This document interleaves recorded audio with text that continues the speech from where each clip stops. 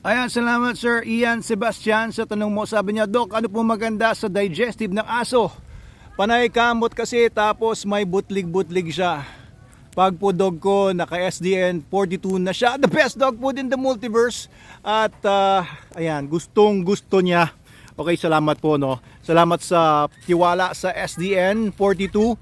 Alam niyo, siguro kaya nyo tinatanong yung digestive, siguro may napapanood kayo ng mga advertisement na kailangan daw may magandang mga probiotics kasi yun daw ang cause ng pangangati ng aso. Alam nyo, hindi naman po yun lagi ang kaso. Okay, lalo na yung aso po ninyo, pag, no, ang mga pag kasi ay kilala sila na maraming mga problema sa balat.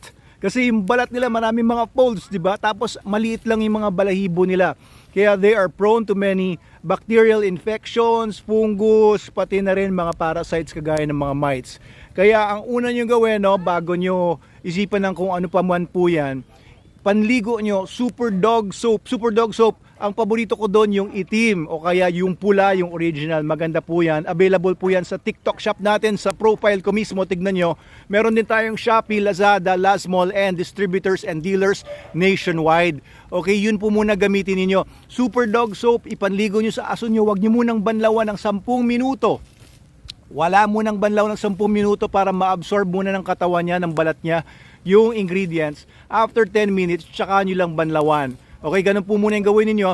Ituloy nyo yung SDN 42 kasi alam nyo may probiotics na po yan. Hindi nyo na kailangan mag-supplement dun sa mga napanood nyong ads ng mga probiotics kasi kompleto na po ang SDN natin.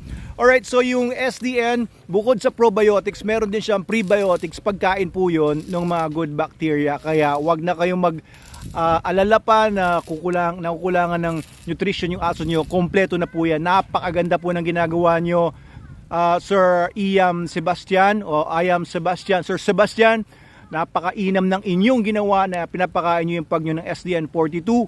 The best na po yan. Wala na kayong kailangan bigay na kung anong supplements. Super Dog Soap po. Gawin nyo yung pagbabad ng Super Dog Soap in 10 minutes ng at least mga 3 times a week muna, no? The first week. 3 times a week.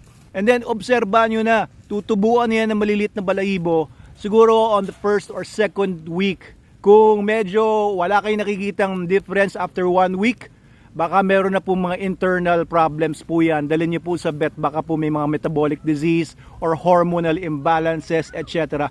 Pero kung parasites po yan, kung yan po ay dahil sa mga bacterial infections, kasi lalo na doon sa mga folds ng balat ng aso ninyo, then ma-address na po yan ng Super Dog Soap natin and yung SDN na pinapakain, yung SDN 42. Okay, yung mga pugs, mga Sharpays, yung mga dogs na maraming mga folds sa katawan nila, prone po talaga yan. Mga Basset Hounds, alam niyo yan, pinakamaganda pong panligo sa kanila yung Super Dog Soap po natin. Yan ang pinakamaganda po sa lahat. Okay, we also have Super Dog Shampoo, pero for the best effect, Super Dog Soap pa rin po ako. Okay, so use that, buy it now, and balitaan niyo po kami, Sir Sebastian, no? Mag-message po kayo sa amin kung natuwa kayo or kung wala nangyari para at least alam namin yung feedback. Pero so far, no, we've been using this on our dogs for 13 years. Ang ganda ng epekto po niyan, promise.